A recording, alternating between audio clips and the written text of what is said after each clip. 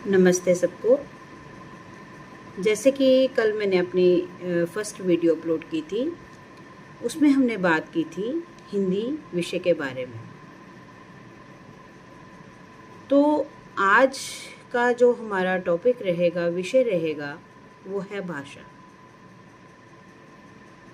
देखो, हम जब बच्चों को पढ़ाते हैं, समझाते हैं, तो हम उसको परिभाषा दे देते हैं, डेफिनेशन दे देते हैं कि भाषा एक दूसरे से बातचीत, जो हम बातों का आदान प्रदान करते हैं, उसको भाषा कहते हैं।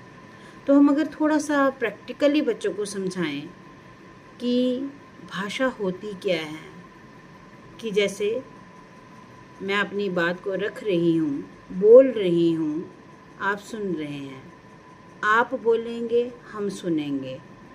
तो जो बातों के भाव हम एक दूसरे के साथ व्यक्त करते हैं, बोलते हैं, उसी को ही भाषा कहते हैं। डेफिनेशन में जब हम लिखेंगे तो हम लिख सकते हैं कि बातों का आदान प्रदान जो है वो भाषा होती है। बट इसको समझना है। समझना इसलिए है कि कई बार हमें डेफिनेशन भूल जाती है, तो हम उसको अपनी भाषा में थोड़ा सा लिख सकते हैं। फिर बात भाषा की ही आ गई कि भाषा को समझना बहुत ही ज़रूरी है। आप सोचो कि यदि भाषा ना होती तो क्या होता? फिर हम अपनी बात को एक दूसरे के साथ कैसे रख सकते थे? तो भाषा एक बहुत ही इम्पोर्टेंट टॉपिक है। भाषा जो हम एक दूसरे से बात करके अपने विचारों को रखते हैं, दूसरों के विचारों को समझते हैं, सुनते हैं, उसी को ही भाषा कहते हैं। तो भाषा के मुख्यतः दो रूप होते हैं। हम दो तरह से भाषा को अच्छी तरह समझ सकते हैं। तो वो कौन कौन से हुए? एक हो गया मौखिक, दूसरा हो गया लिखित। मौखिक क्या होता है? जो मुख से हम बोलते हैं, जो मुंह से हम बोलते हैं, उसको मौखिक कहते हैं। जैसे मैं बोल रही हूँ, आप मुझे सुन रहे हैं, ये भाषा का मौखिक रूप है। तो जो आपको लिख कर मैं बताऊंगी, लिख कर आपके सामने रखूंगी, वो भाषा का लिखित रूप होगा। मौखिक और लिखित। एक हम थोड़ा सा ना इसके उच्चारण पे ध्यान देंगे, प्रोनाउंसिएशन पे ध्यान देंगे। कुछ बच्चे बोलते हैं मौखिक, मौखिक नहीं होता। मौखिक भाषा का उच्चारण जो है वो है मौखिक। मौखिक भाषा और लिखित भाषा। अब आप ये याद रखेंगे कि मौखिक भाषा जो है वो है जो हम मुख से बोलते हैं। तो लिखित भाषा है जो हम लिख कर अपने विचारों को रखते हैं। जैसे कुछ बच्चे बाहर चले जाते हैं पढ़ने के लिए, ऐसे भी हम अगर अपने पेरेंट्स से, अपने फ्रेंड्स से बातचीत करते हैं तो या तो टेलीफोनिकली करते हैं, तो या मैसेज टाइप करके करते हैं। तो मैसेज जो लिखना है वो क्या हो गया? भाषा का एक लिखित रूप हो गया, और दूसरा क्या हो गया? मौखिक रूप हो गया। अब ये भाषा के मुख्य जो रूप हैं वो कितने हैं? दो, मौखिक और लिखित। इसके साथ एक सहायक रूप होता है भाषा का, उसको बोलते हैं सांकेतिक रूप। सांकेतिक मतलब संकेत, इशारा, जो बात हम इशारे से करते हैं। इसको मुख्य रूप नहीं माना जाता, क्योंकि ये किसी काम में यूज़ होता है। वो भी हम लोग नहीं करते हैं। जो लोग बोल नहीं सकते वो लोग इस भाषा का प्रयोग जो है वो करते हैं। तो इसीलिए इसको सहायक रूप हम कह सकते हैं।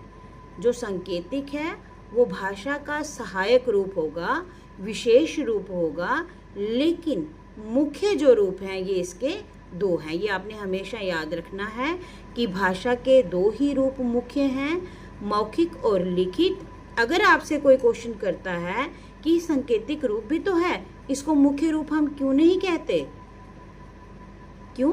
क्योंकि ये हर टाइम यूज़ नहीं होती, हर इंसान इसको यूज़ नहीं करता इस भाषा को। ये वही लोग यूज़ करते हैं जो बोल नहीं सकते।